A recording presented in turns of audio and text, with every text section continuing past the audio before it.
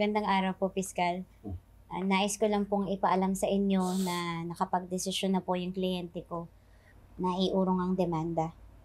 Maghahain po kami ng motion to withdraw para ma-dismiss na po ang reklamo.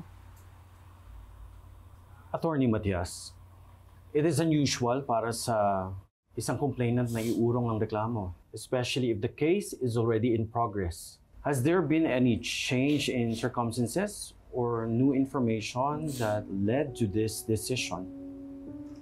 Opo, Piskal. After further discussion with my client, napag-alaman ko po na merong crucial information na hindi ko nalalaman bago pa man kami maghain ng reklamo. At yun po ang katotohanan na si Dina pala ay may karamdaman na bago pa man siya bawian ng buhay.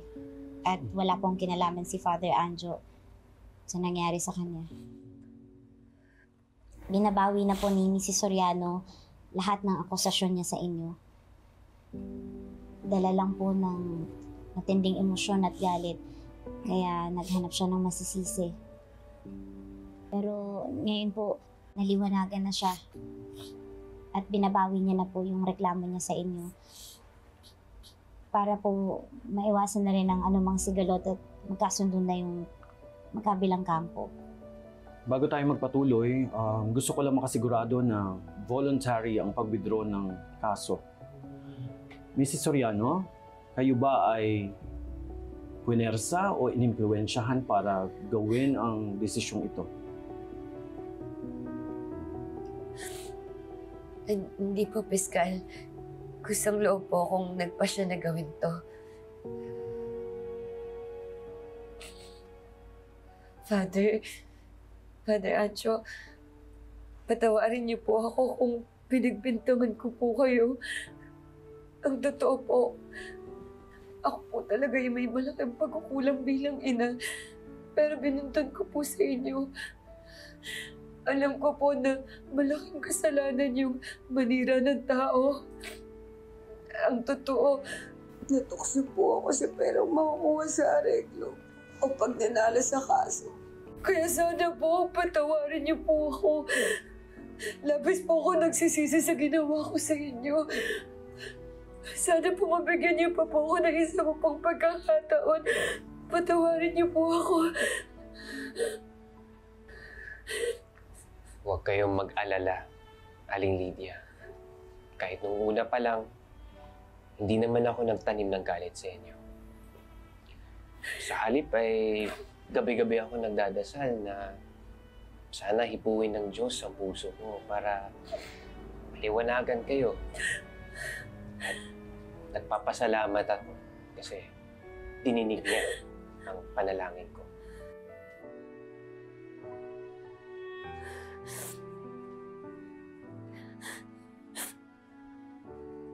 Father, pinapatawad niyo na po ba ako? Kung ang Diyos na nga ay walang hanggan ang pagpapatawad, sino ba naman ako para ipagdamot yan sa inyo? Salamat po.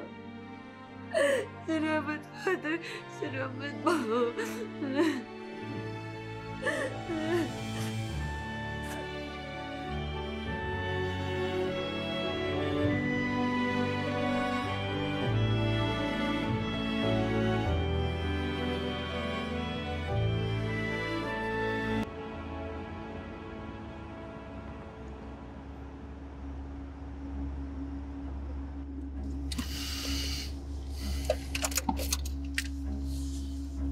Kamusta, Arsenal? Nandito na ako. Come inside. Okay.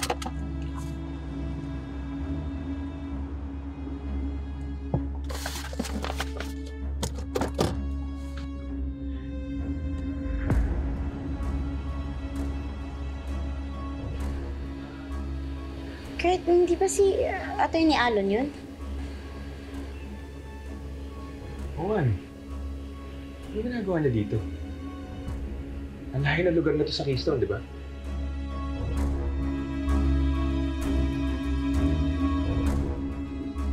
Kanina pa siya palingon-lingon, parang may hinahanap. Posible. Pero sinisigurado niya kung walang sumusunod or may nagmamatig sa kanya.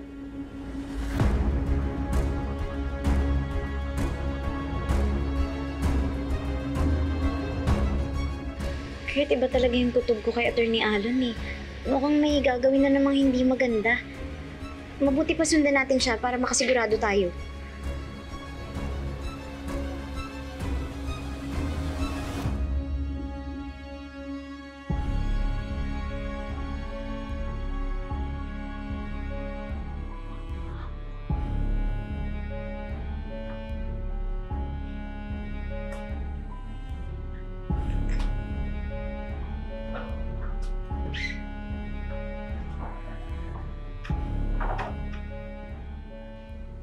Ginulat mo ako, Atty. Renan.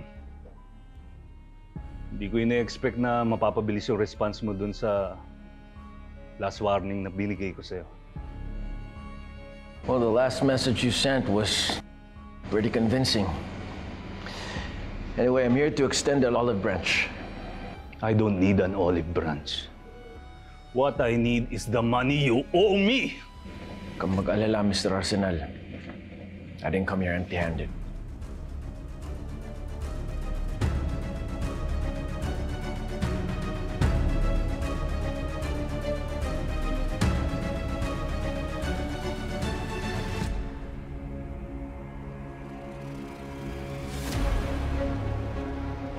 Parang familiar sa akin yung lalaking yun. Parang yun yung nakita kong ka-argue ni Attorney Renan noon eh. Ano kaya yung inabot ni Atty. Allen? Daming pera. Bakit nag-abot ng maraming pera? Sino yung lalaking yun? Wala akong idea. Kulang to ah. Yun lang muna. I'll get you the rest when it's ready. Kita tayo, kita tayo.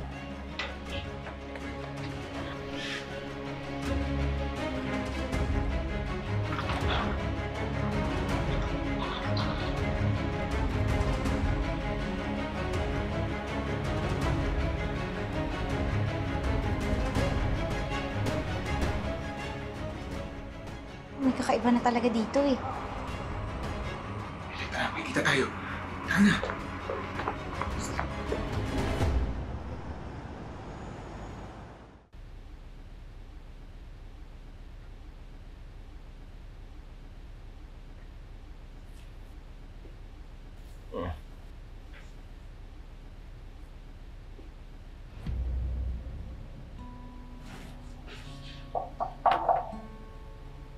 Hey, babe. Oh, hi, babe. I just wanted to tell you that everything's fine, okay? Nothing more for you to worry about. Konti na lang talaga. And I can't wait for you to finally become Mrs. Era Alon. Thank you, babe. Oh. You always know how to make me feel secure. Swerte naman ang magiging husband ko. Wow! What a perfect couple! Parang straight out of a fairy tale. Congratulations, ha? I'm sure everything's going to go smoothly para sa kasal nyo. Nakaka-excite naman. Maraming salamat, Sabrina. Alam mo, hindi ako makapaniwala na malapit na yung kasal namin. It feels surreal. Siyempre naman, I took care of every detail. Everything is in order. I've taken care of everything from the smallest detail para wala nang aberya. Sana nga po walang maging aberya. Minsan kasi kahit maliit na pagkakamali lang, pwedeng makasira ng lahat. Not on my watch. Ayaw naman, attorney. Perfect wedding for a perfect couple. You know, I'm making sure that my future bride gets the flawless wedding she truly deserves. Anyway, babe, balik na ako sa office, ha? Baka nakaka-distract na ako masyado sa pag-aaral mo nitong kaso mo. If you need anything, just give me a call, okay? Okay.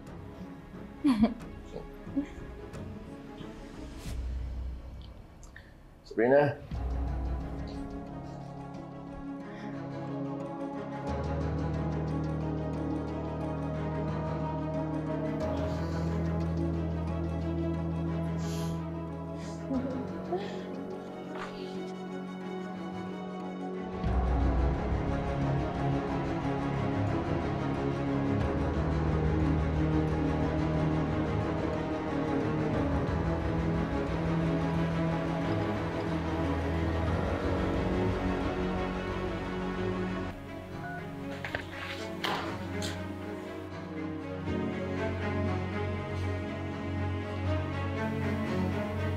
Babe, ready ka na?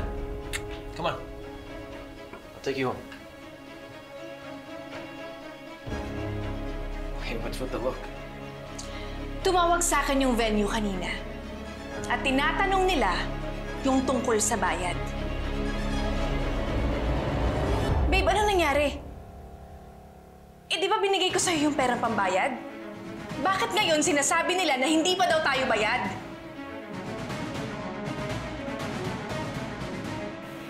Renan, anong nangyari? Babe, nasa bahay lang yung pera mo. Okay na itabi ko lang. Wait, you don't think I'm gonna run away with your money, do you? You think I'm that kind of person? Babe, wala akong sinasabing ganon. Okay? Nire-remind lang kita kasi ako yung nagbigay sa'yo ng pera, di ba? Trixie, Tapos ngayon, hindi pa rin what's tayo happening? bayad. Hindi ko po alam, parang may pinagtatalunan sila eh. Look, well, in that case, then I'll pay it as soonest. It's important to me, too. double check mo nga kung na-forward na yung documents ni Attorney Era na hinahanap ni Attorney Rhoda. Then, pwede ka na siguro umuwi. Okay po.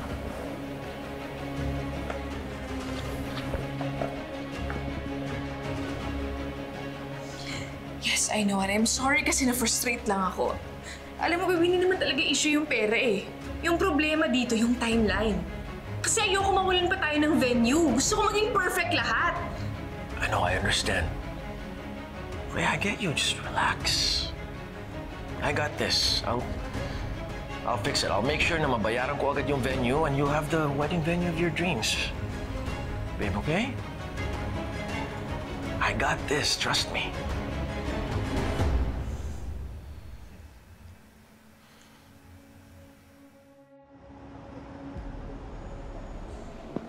Kapikon! Bakit pa kasi tumawag pa yung buwisit na venue na yan? Didili ko pa sana yung bayad sa kanila eh, pero ngayon nalintikan na. So, anong gagawin mo? Hindi ko alam, Sab. Ano akong magagawa? Hintay ko pa yung sweldo ko sa firm eh. Wala akong pambayad sa lecheng venue na yan.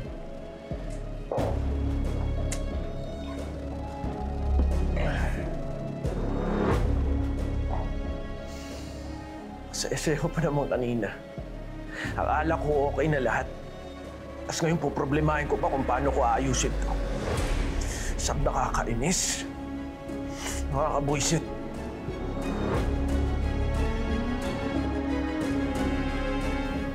Kung di mo na kayang bayaran yung venue, I guess, this is the end of your plans. No. Hindi ako papayag siya. Kasi nag-uumpisa pa lang ako. Hindi pa ako tapos. Alam mo, may konti pa naman akong savings. Para sana sa amilyar ng house yun. Pero pwede mong gamitin yun sa down payment for the venue. At least para lang mag-shut up yung mga bunganga ng taga-venue na yan habang nag-iisip ka. Sa, thank you. I mean it. I owe you one. One? You owe a lot of people now, Renan. Ang dami mo ng pinagkakautangan. Ano na naman ang next excuse mo sa next na paghuhut-hut mo kay Era? Lalo na ngayon, dumadami ang atribida. Hindi lang yung Lilet na yun. Pati na din yung Trixie. Parang nagtitik-tik. Hindi ko lang alam kung narinig niya, pero parang she's also onto you. So they're spying on me, huh? Hindi nila kalala kung sinong ginagalit nila sa... They don't know that when I strike, hindi lang sila basta mapapahiya. Kasi siguraduhin kong luluhod sila sa harapan ko. Magpapakawan.